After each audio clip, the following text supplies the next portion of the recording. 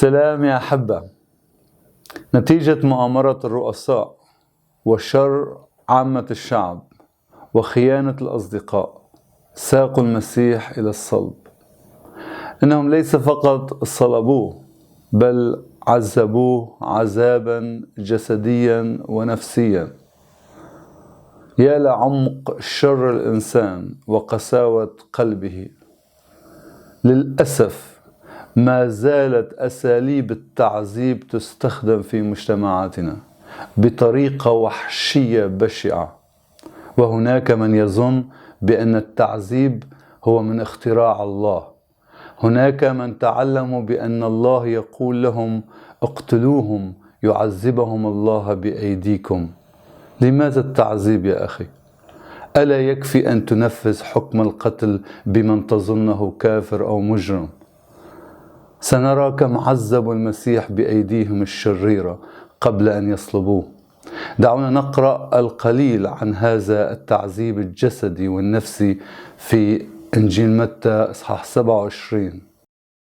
حينئذ أطلق الحاكم بيلاطس لهم باراباس، وأما يسوع فجلده وأسلمه ليصلب. فأخذ عسكر الوالي يسوع إلى دار الولاية وجمعوا عليه كل الكتيبة، فعروه وألبسوه رداء قرمزي وضفروا إكليلا من شوك ووضعوه على رأسه وقصب في يمينه، وكانوا يسون قدامه ويستهزئون به قائلين: السلام يا ملك اليهود.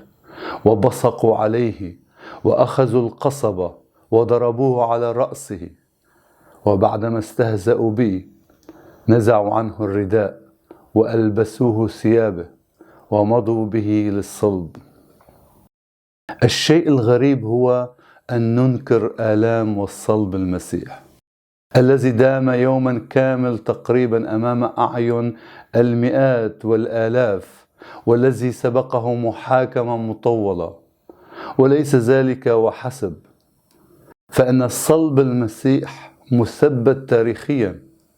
ولا ننسى بأن أمه مريم هي واحدة من شهود العيان، وكانت أيضا مع من أخذوا جسد المسيح إلى القبر بعد موته. بعد هذه الإثباتات كلها فيأتي من يقول بأن المصلوب لم يكن المسيح بل شبه لهم. ألا تعرف الأم ابنها؟ ألا تعرف القديسة مريم العذراء إن كان ابنها أم لا؟ وخاصة أنه تكلم معها من على الصليب. أخي وأختي، بدل أن تنكر صلب المسيح اسأل نفسك: لماذا صلب المسيح؟ المسيح مات ليفديك، هو أخذ عقاب خطايانا الذي كان الموت. نحن من نستحق الموت والعار، وهو حمل عار خطايانا. أصعب شيء هو أن تنكر موت المسيح من أجلك. في الحقيقة لا أعتقد بأنك ستفلت من عقاب الله إن نكرت الفداء الذي قدمه المسيح لك. تخيل معي بأن ابنك يموت مكاني ليخلصني ويعطيني حياة وأنا أنكر عمله. لكن دعونا نرى ماذا كانت ردة فعل المسيح تجاه هؤلاء الأشرار الذين سمروه على الصليب وتجاه المستهزئين والشامتين.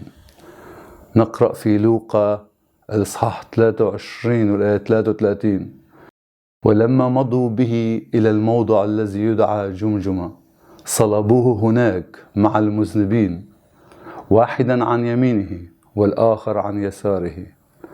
فقال يسوع: يا أبتاه اغفر لهم لأنهم لا يعلمون ماذا يفعلون. أخي وأختي، ما جوابك تجاه هذه المحبة والغفران العظيم المقدم لك في الصليب؟ هل تقبل غفران الله المقدم لك بفداء المسيح على الصليب؟ أم ما زلت تصدق الأكاذيب وتنكر صليب المسيح؟